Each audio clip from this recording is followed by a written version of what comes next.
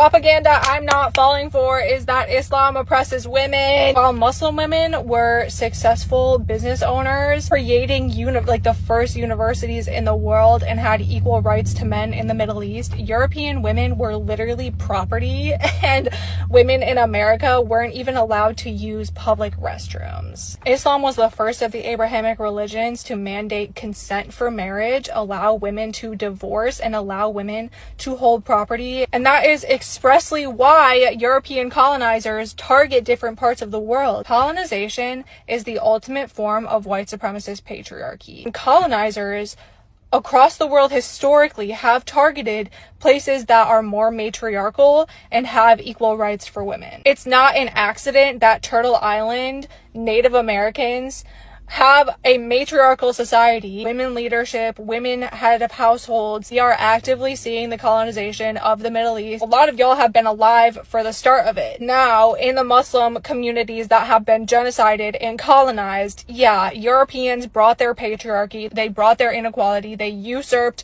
equal rights for women and radicalized an entire generation of young men into practicing patriarchy and sheathing it with Islam. Allah subhanahu wa ta'ala loves women.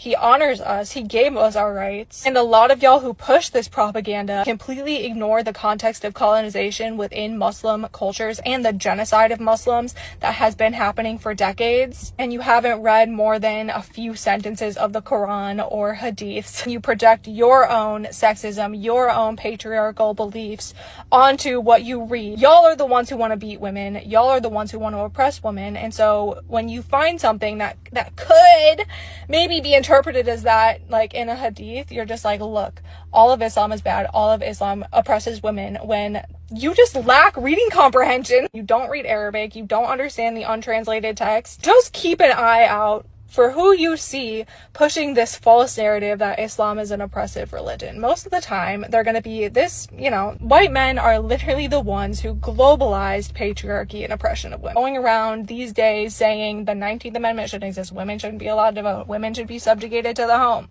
And it makes sense because those are the thoughts of y'all's ancestors. That's exactly what y'all's ancestors did. Like, those are the people that you're going to, believe about what oppresses women and what doesn't oppress us. Holy airball.